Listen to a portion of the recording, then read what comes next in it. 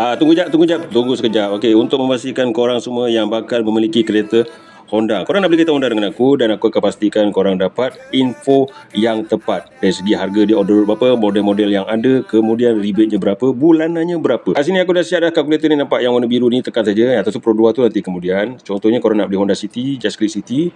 Oh, nampak dah keluar dah. Jadi ini yang menyebabkan korang dapat info yang tepat dan cepat. Contohnya sekarang ni, kalau orang tanya aku lah, kereta apakah yang sesuai, kalau dia minat City Hatchback ni, dah tentu aku suruhkan ambil yang ini dia, iaitu hybrid. Kita besarkan, kemudian nampak tak kat situ, yang warna merah tu adalah harga on the road.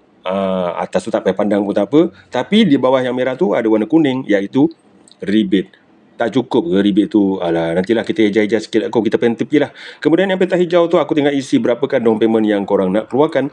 Tapi kalau RM10,000 tu dah memadai lah sebagai down payment. Tapi kalau rasa ada bajet lebih, nampak bulanan tu RM1,156. Korang nak bulanan rendah, korang kena letak lah contoh down payment. Aku letak pun RM20,000.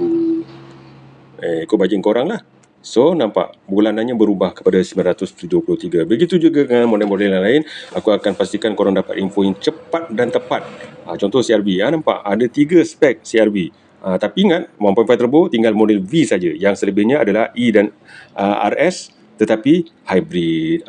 Kalau korang rasa nak lagi jimat, setitik petrol pun tak nak guna, pergi yang mana? Pilihlah, iaitu EN1.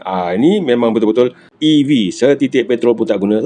Nampak peta kuning tu? Tengok, nampak? RM34,000 dia punya rebate. So bulanannya tu nampak. Ikutlah, kalau rasa nak bulanan lagi rendah, aku tinggal isi di peta hijau tu. Nampak? So jangan lupa belanja follow. Tunggu apa? Follow lah. Tak follow lagi, follow lah. Terima kasih kerana sudi follow. Aduh, hai.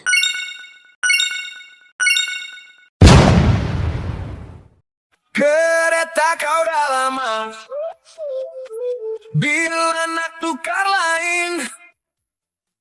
Kereta kau yang ada, bila nak datang trade-in.